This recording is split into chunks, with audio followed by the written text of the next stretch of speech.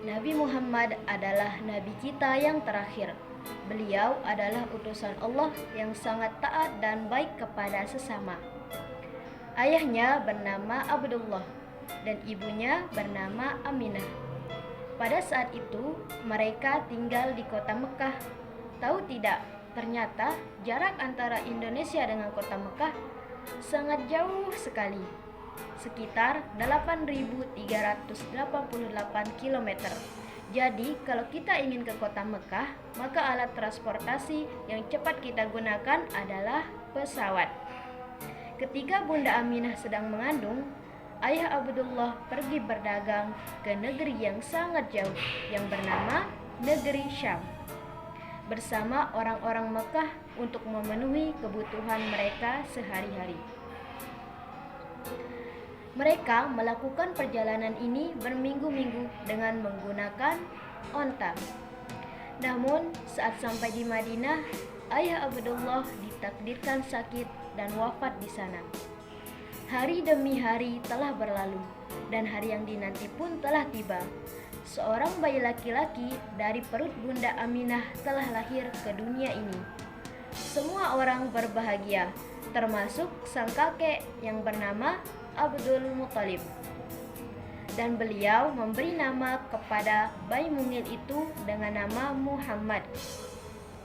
Di tahun yang sama, ketika Muhammad berada dalam perut Aminah, terjadi peristiwa yang sangat besar yang dilakukan oleh pasukan Abrahah. Ia hendak menghancurkan Ka'bah.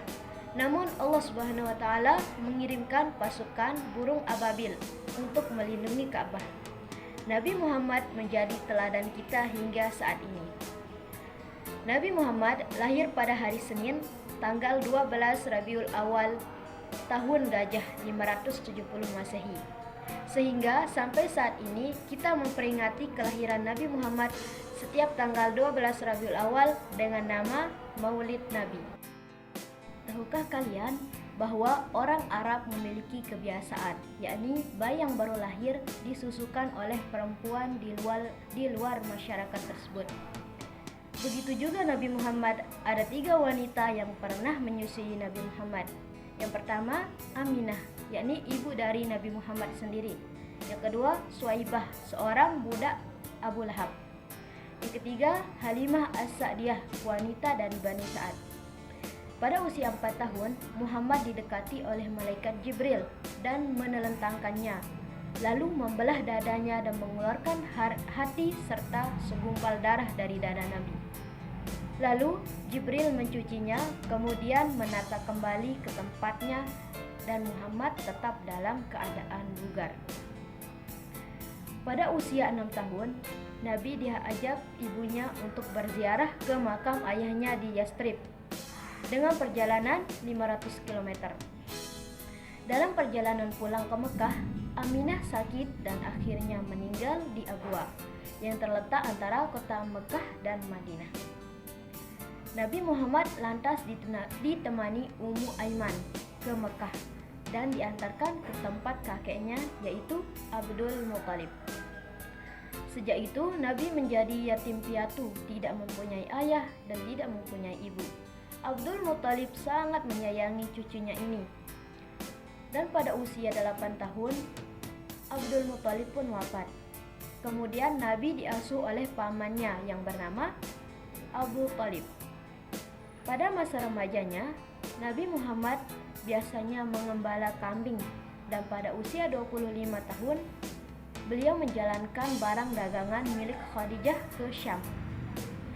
Nabi Muhammad SAW sangat dipercaya untuk berdagang dan ditemani oleh Maisyarah. Dalam berdagang, Nabi SAW sangat jujur dan amanah, serta keuntungannya melimpah ruah. Peristiwa tentang cara dagangannya tersebut diceritakan Maisyarah ke Khadijah. Lantas Khadijah pun tertarik dan mengutus Nufaisyah binti Munya untuk menemui Nabi agar mau menikah dengan Khadijah. Setelah itu, Nabi memusyawarahkan kepada pamannya dan disetujuinya. Akhirnya Khadijah menikah dengan Nabi Muhammad SAW . dengan mas kawin 20 ekor onta muda. Perjalanan dakwah Nabi Muhammad SAW tentu jauh dari kata mulus. Banyak rintangan dan cobaan yang dilalui Rasulullah selama berdakwah. Bahkan penolakan berupa hinaan dan celaan dari kafir Quraisy kerap beliau dapatkan. Dari 23 tahun masa kerasulannya, 13 tahun dihabiskan Rasulullah dengan berdakwah di kota kelahirannya, Mekah. Sedangkan 10 tahun sisanya dihabiskan dengan berdakwah di kota Madinah. Dalam 3 tahun awal masa dakwahnya di Mekah, Rasulullah SAW berdakwah dengan cara sembunyi-sembunyi.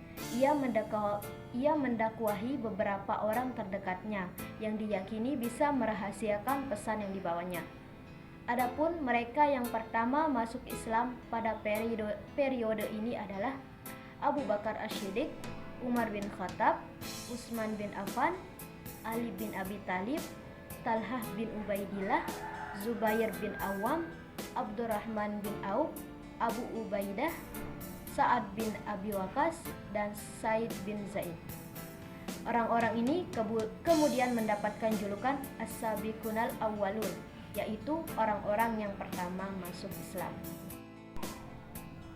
Nabi Muhammad terus melakukan dakwahnya secara sembunyi-sembunyi sampai kemudian turun wahyu Allah Subhanahu wa taala surah Al-Hijr ayat 94 yang berbunyi fasda' bima tu'maru wa'rid 'anil musyrikin, yang artinya maka sampaikanlah olehmu Muhammad secara terang-terangan segala apa yang diperintahkan kepadamu dan berpalinglah dari orang-orang yang musyrik. Nabi Muhammad SAW kemudian melakukan dakwahnya secara terang-terangan. Beliau memulai dakwahnya dari Bani Hashim, keluarga terdekatnya. Namun hanya Ali bin Abi Thalib saja yang mau masuk Islam, dan pamannya Abu Thalib bersedia membelanya walaupun ia belum mau mengucapkan syahadat. Banyak kafir Quraisy yang menentang ajaran Nabi Muhammad SAW, termasuk paman Nabi sendiri, yaitu Abu Lahab.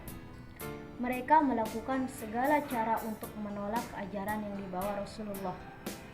Bahkan mereka berencana untuk membunuh Nabi Muhammad SAW.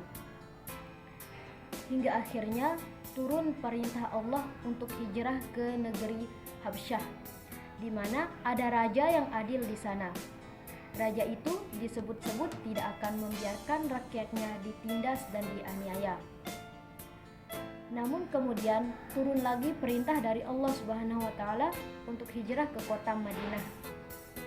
Kemudian Rasulullah beserta para sahabatnya hijrah ke Madinah dan membangun Masjid Quba. Masjid ini dijadikan sebagai tempat sholat dan tempat menyusun tugas-tugas dakwah. Pembangunan Masjid Quba berjalan dengan lancar, dan Nabi Muhammad pun turut mengulurkan tangan dalam menyelesaikan pembangunannya.